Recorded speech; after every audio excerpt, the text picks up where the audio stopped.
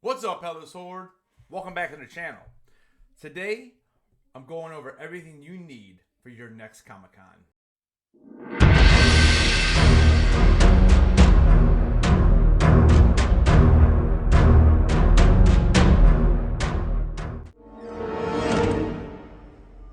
Hello there.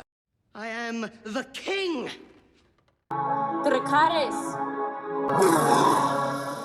What's up, everybody? Welcome back.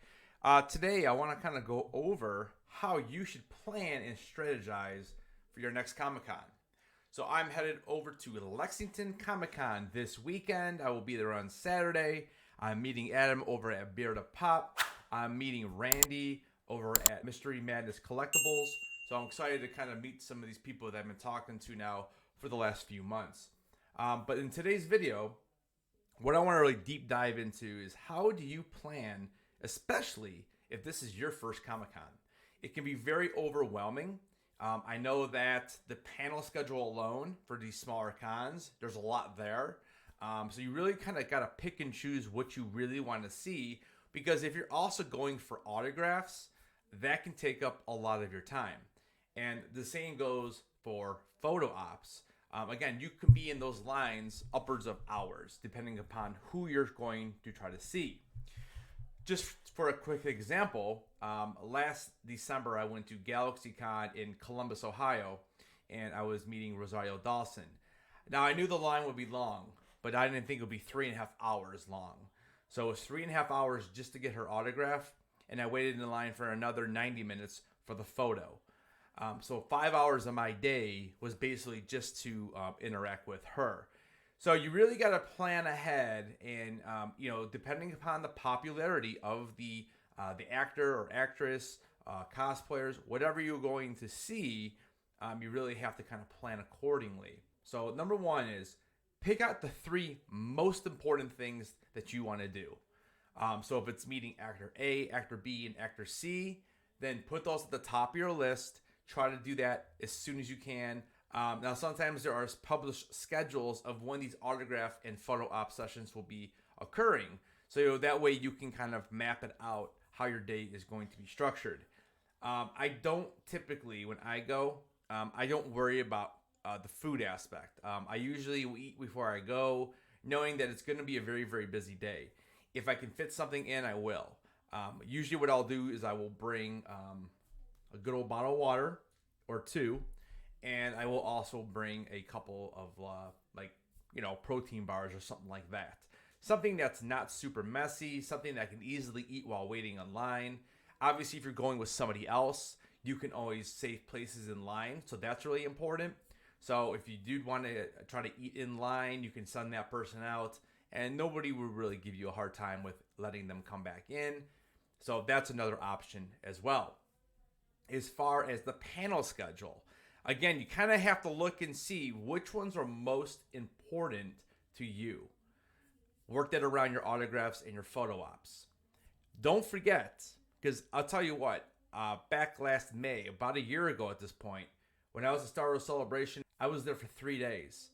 I felt so overwhelmed because the lines were very long for all of the actors and the photos and everything else. I literally got to walk the floor maybe 30 minutes the entire weekend. I look back on that experience, and yes, I'm very happy that I was able to meet Ewan McGregor and Ashley Eckstein and Katie Sackhoff. When I look at it, I never really got to actually look around the show floor. And a lot of times, that's what people are going for, trying to find that rare collectible, trying to get a deal on something. So again, you kind of want to fit all of this stuff into your schedule. So it's not a bad thing to take out an Excel doc, kind of map out your times, especially if you know when those photo ops are and when you know when the actual autograph session is. If you've prepaid for something, it's even more important because you definitely don't want to miss it. Now, a common question I get all the time is, what happens if I miss my autograph session? So for example, let's say you're going to meet a certain actor and the scheduled time is 12 p.m. to 1:30 p.m. So that's the first time that they're going to be autographing, or that's what your ticket says. If you miss that, typically they're not going to tell you, no, you can't get it. Okay. You go into the next session. I would just maybe mention it to one of the handlers there when the line dies down. Because typically, again, the actor will be there for about an hour and a half. They'll be signing, and then they're off to either eat lunch, they're off to do a panel, they're off to do photo ops. So it's not like these actors are kind of, just wasting time in the back, and they're literally busy every time of the day. So I typically, what I will do is if I don't have the tickets already prepaid, and I typically don't at smaller cons, even unless there's someone there that's really, really A-list and they're there for one day only, then it's worth it. Because again, if they do sell out, they usually won't let you buy them at the table. That's why they did the pre-sale. So a perfect example is Kevin Smith is going to be at Lexington Con on Saturday only, and he's also only autographing for 90 minutes. So those sold out. So I was unable to get that. But that's a rare case. And most of the time that does not happen. I know over at Star Wars Celebration in London, that's going to be coming up here in a couple weeks. I know that Ewan McGregor, his autograph session is already sold out. Again, when you're talking about someone like that, it's definitely worth purchasing beforehand.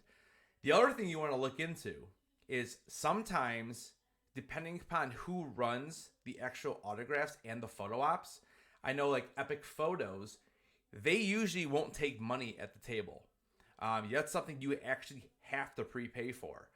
Again, we're talking about larger cons like New York Comic Con, Star Wars Celebration, ECCC. So you kind of got to do your homework just a little bit. I do try to drop videos quite often on different cons coming up, but there's so many. It's it's impossible to cover all of them. I covered 3 different ones the last 3 weeks, and now this week I'm here making this video, hopefully to give you some insight. All right, so what I want to talk about next is what do you actually want to bring to a Comic-Con?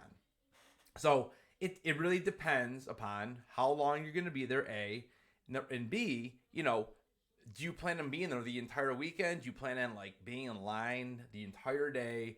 Or are you going to be is it more like a chill day where you're going to kind of go walk the floor, go get lunch, maybe come back for a panel or two, hit an autograph on the way out? It really depends upon what kind of con you are going to. So I'm going to kind of generalize this for all cons because like San Diego Comic-Con is its own monster, and I'll be dropping a big video on that and when the time comes, sometime in June or early July. So I would say this video is more or less for your smaller cons, even New York Comic Con, because there's not that waiting in line outside. Although I will show you a couple things that I do bring with me anyways to larger cons where you do have to wait in line, especially if it's going to be hours.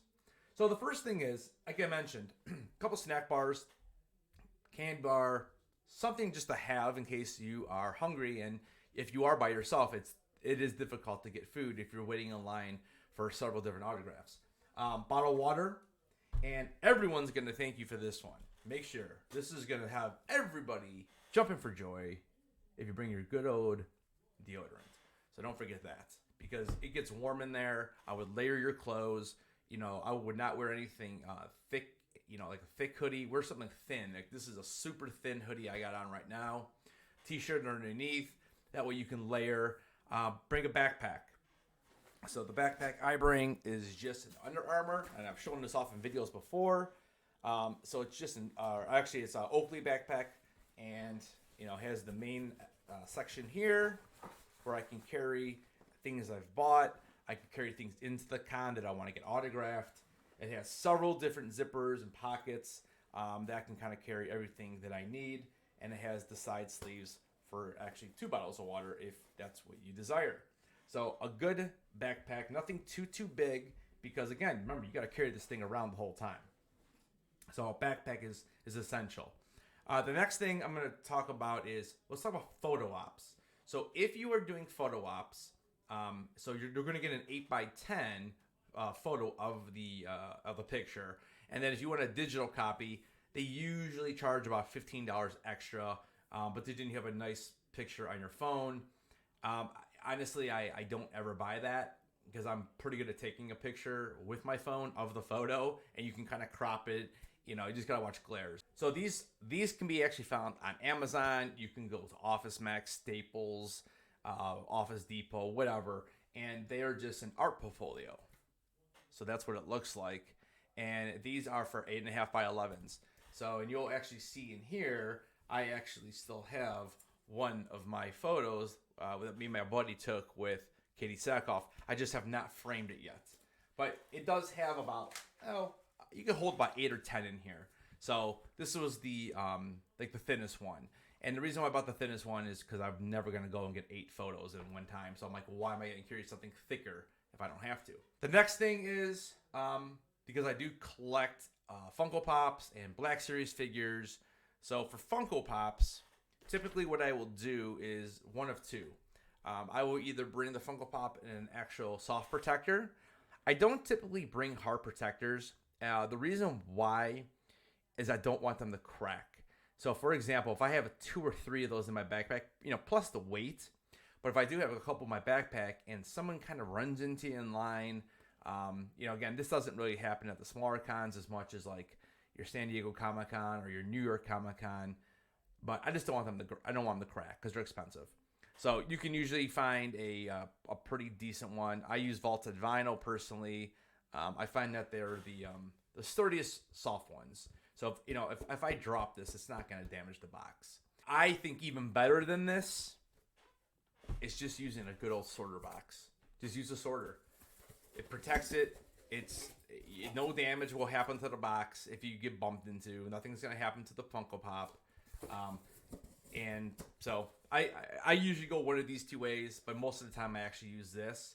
And there's another thing I use for the box, which I'll get to in a second. As far as Hasbro Black Series figures, there is a website called figureshield.com, and you can actually, I know you can see this one's already been signed, and there is the emblem, and basically it's like a Funko Pop protector where you just kind of opened it up. I'll go from the back, and it's basically the same type of deal. So they're pretty nice protectors if that's something that you wanted to invest in. Okay, next on my list are paint pens. I usually will carry every color, even though I typically find myself using the same ones over and over again. But I do have every single color. Again, you can find these at any office supply store. Michael's, you can find these on Amazon. So paint pens. Now, what I typically would do is I use the fine tip. I never use very fine. It's too thin, and you really won't get much of the autograph. Most of the actors at this point do have their own, but if you want a specific color, it's not a bad idea to always have it on hand. Like I went to meet Emily Swallow. She already had the gold, so I've literally never even used my gold one, but I wasn't sure because I never met her before. And that's what I wanted on the Pop and the Black Series figure. But like I said, typically they usually will have something. I'm telling you right now though, okay? This is coming from tons of experience of getting Pops autographed. Do not use Sharpie. If you're at all worried that the actor is going to use a Sharpie, make sure you bring your own paint pen because you want to have it. And, as you're in line getting up to them, you can see what they're using. If you see a lot of Sharpie and you don't really see the paint pens laying on the table, I would bring my own. And when you hand them the item, for example, I'm going to be meeting Warwick Davis for the second time, so I'm going to have him autograph Wicket. And I'm thinking I'm going to go orange on this because it matches the background. So I'm probably going to go orange. And I'm going to make sure when I hand the handler this, I'm going to hand it to him like that. Obviously not in the pop protector, but because I want to make sure I get the color I want. Again, you're paying a lot of money for the autograph. You should have some say in what's going to be happening. That's the paint pens. Now, the other thing I was saying earlier is I use the box to kind of sometimes prep these. Okay? What I've found the last 6 months or so, what I've been doing is bringing a old pop protector, and you can see all the different times I've primed pens. So this will really give you the color that you're going to get. And this also allows you to see the color difference. That's what I'd use. You can see like there's the gold and green and yellows and purples. So that's what I use now. But this is also another way to prime. So that's the reason why I use that over bringing one of my good protectors. So if you're looking at purchasing a poster to get autographed, or even just bringing a poster home that you don't want to curl, I would recommend bringing a large sleeve. So these come in different sizes. Most cons you can actually find these at the con, but you are going to pay the premium price. It just opens up, it slides in. This one actually has a handle. Most of them won't have a handle. Again, you can take a look on Amazon and those kind of different websites. Again, most cons will have those though, if you don't bring your own. Next thing is my earbuds. I would typically bring these to larger cons. Smaller cons, I don't really bring them unless I think there's an actor there that maybe the line will be a couple hours. I usually would talk to people around me, but this isn't a bad idea to bring just in case, and it gives you something else that you can do if you want to watch something on your phone and you don't want to interrupt people around you. So earbuds is a good thing to bring, or just headphones. Also, don't forget to bring your charger and your cord for your cell phone. Make sure you have that. Probably one of the most important things, because then that phone dies, then you can't look up quotes for people to autograph. You can't look up any information that you might want to talk to an actor about. You obviously can't take any pictures. So definitely bring a charger. I have two things left. Next one are these little guys.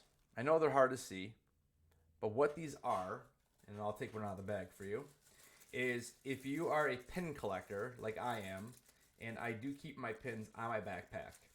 So basically, they are little silver clasps.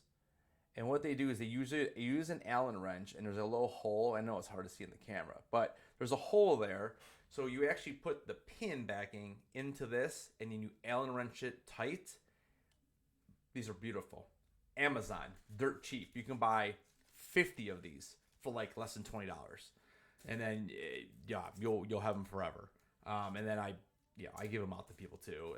It's just for part of my YouTube channel. So, so pin backings.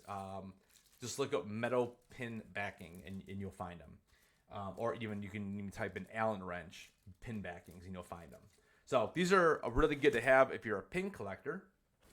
Finally, again, bigger cons that I know will be waiting in line or spending time outside waiting. I will bring a chair. This is from Urban Outdoor. So this is a pack-tight chair. So you can kind of see what the chair looks like. And you can kind of see, so that's kind of what the backing is like. There's no handles or anything, but it does pack up in this bag. And this fits right in my backpack. So I can literally pack my backpack, and this will go in on the very top of it, and it fits. So, and it has a drawstring, so you could carry it if you wanted to, if your backpack's full. But this is something that's worth it to save your back from sitting on that floor. So I definitely brought that to San Diego before. I brought it to New York before, and I definitely sit in it when I know I'm waiting for usually more than an hour and a half. My back can handle about an hour and a half on the floor, and after that, I'm just like too old for this, man. Anyways, I hope this video helps a little bit. Please let me know if you have any other questions in the comments down below, and I'll try to answer those the best I can. I will be doing a live in April on a Saturday afternoon. We're going to be talking about all things San Diego Comic-Con. More and more things are starting to get announced for this, so I really want to have a live where you guys can come into the chat and ask me questions. This is going to be my 6th year going. I'm super excited to make it back there. I got preview night. The only thing I need to make sure I can try to get are those Funko Fun Day tickets, which we'll talk about, because those will probably go up in sometime in April or May. And we have a hotel apocalypse as well, trying to get those downtown hotels. Anyway, guys, smash that like on the way out of here. Don't forget to keep those heads on, and I'll be talking to you in the next